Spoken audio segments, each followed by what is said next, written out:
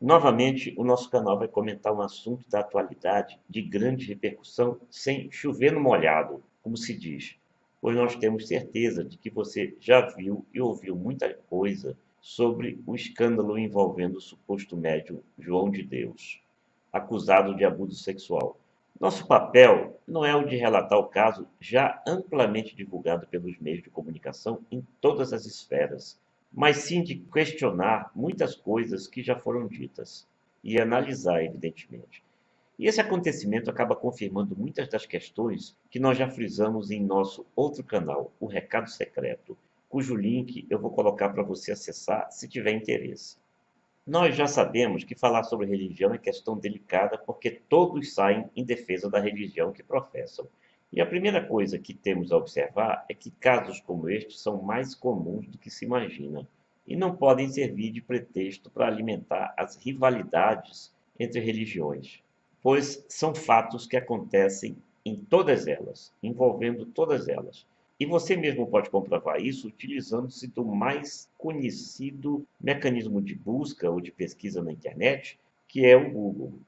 Um dia após as repercussões da prisão de João de Deus, nós fizemos essa pesquisa usando como palavras-chave os termos denúncias de abusos sexuais para cada uma das três religiões mais praticadas no Brasil.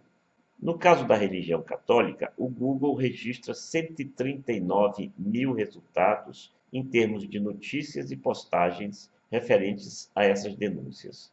No Espiritismo, são 130 mil denúncias, e a religião evangélica é a recordista, com 269 mil casos de denúncias. A pesquisa foi feita no mesmo dia para evitar distorções, pois, obviamente, esses números podem registrar variações de um dia para o outro, em função do possível surgimento de novas denúncias. E o que sempre dizemos em relação às religiões? É questão de opção pessoal que não cabe a ninguém interferir. E mais ainda, não se trata de combater ou de defender esta ou aquela, mas sim de evitar o fanatismo religioso, o endeusamento de dogmas, divisões ou de lideranças que estão sempre por trás de fatos condenáveis, como o assédio sexual, um crime que deve ser apurado e combatido com rigor. Mas antes de a gente entrar nesse assunto, vamos a algumas considerações. Acreditar ou não no depoimento das mulheres que acusam o João de Deus? Se há os que se apressam em duvidar, há também os que se apressam em acreditar.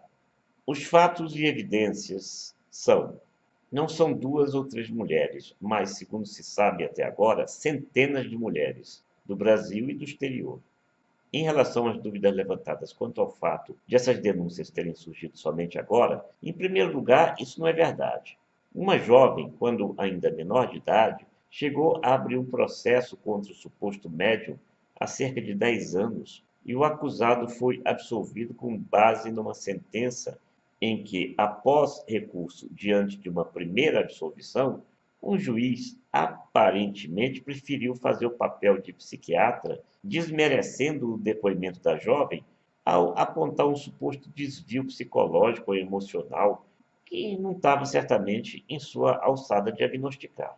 Segundo o noticiário divulgado, nem a juíza que absolveu o réu em primeira instância, nem o juiz que o absolveu no julgamento do recurso, nenhum deles se dispôs a se pronunciar após virem a público essas novas e numerosas acusações. No entanto, vídeos foram divulgados com a jovem e o pai dela em depoimentos bastante eloquentes, acusando o cognominado João de Deus dessas práticas. Ora, todos sabemos que as mulheres normalmente são vítimas de preconceito e se veem fragilizadas na hora de fazerem individualmente uma denúncia desse peso e dessa gravidade, e se sentem encorajadas somente quando outras mulheres enfrentam a situação e passam a relatar casos semelhantes ou até iguais.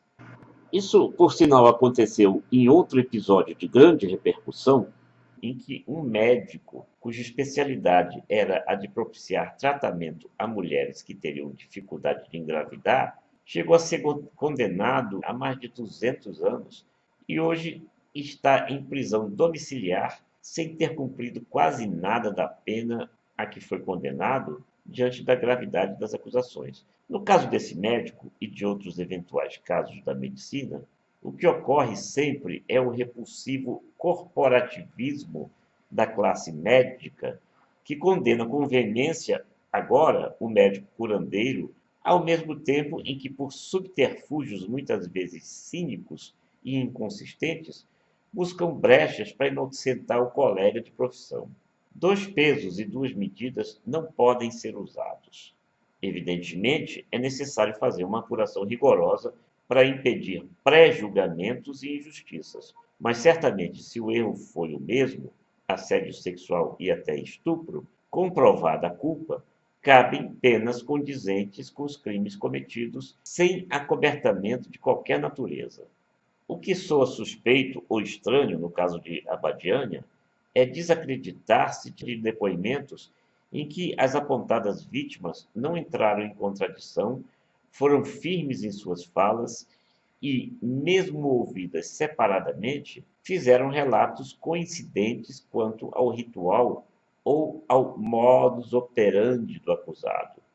Toda cautela é necessária para evitar-se a condenação de um inocente, se for o caso, mas não é possível ignorar que os investigadores estão dotados de recursos para avaliar a validade ou veracidade dos depoimentos. E não se admite também ignorar o acobertamento com o qual pode contar um acusado que era praticamente o dono e o responsável pela economia de uma cidade com 89 pousadas, cujo comércio é todo movido pelo fluxo de pessoas do Brasil e do exterior em busca de uma pretendida cura por métodos pretensamente espirituais. Somente esse fator, entre inúmeros outros, dá a dimensão do medo das vítimas em promover acusações isoladas. E, obviamente, explica também a coragem que passaram a ter diante do aparecimento de inúmeras outras vítimas, no efeito cascata que fragiliza a posição do acusado, por mais que sua defesa passe a se valer de recursos já conhecidos para alegar a inocência do seu cliente. Faz parte do papel da defesa.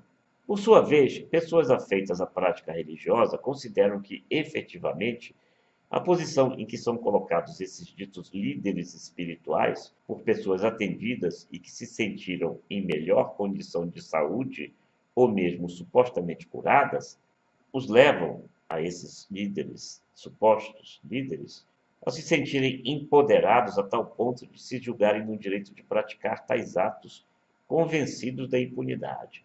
O próprio procedimento durante os atendimentos, com apalpamento do corpo de pacientes, mesmo nas partes íntimas, os levam a se sentirem tentados a essa prática, o que, obviamente, não justifica qualquer tentativa de inocentá-los. Ora, existe aí um recurso bastante acessível para evitar alegadas tentações, que é o de sempre garantir a presença de outra pessoa, ou mesmo de mais de uma pessoa, da confiança das pacientes durante o atendimento. Atendimentos isolados, jamais. Em países sérios, em que tais acusações são rigorosamente apuradas, médicos sujeitos a pesadíssimas penas, inclusive com multas elevadíssimas, seguem à risca esses cuidados preventivos, de modo a evitarem esse tipo de situação ou se prevenirem de tais acusações. Mas existe também a situação inversa, em que interesses envolvidos, inclusive financeiros, fazem parte do cenário de tentativa de inocentar o réu. Seria o caso de Abadiânia, que sobrevive economicamente a partir do fluxo diário imenso de pessoas à cidade em busca desse atendimento dito espiritual para males espirituais e físicos. E é esse fluxo que garante, obviamente, que hotéis e pousadas, restaurantes, lanchonetes e outros tipos de comércio garantam lucros consistentes, agora sob imenso risco de desabarem. Todas essas circunstâncias envolvidas exigem uma rigorosa apuração para que não se absolva um culpado nem se condene um inocente. Valendo aqui lembrar os riscos de um pré-julgamento tanto contra como a favor do acusado. A complexidade desse caso, por sinal, nos leva aqui a retomar o alerta que fizemos há pouco.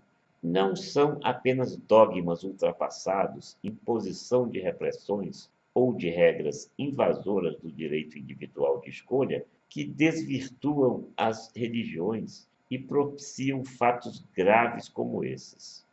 A submissão dos ditos fiéis a todos esses fatores vem a facilitar a elevação de pessoas comuns a pretensas e fantasiosas figuras de divindades. Daí o relato de praticamente todas as vítimas quanto a não acreditarem sequer no que estava acontecendo.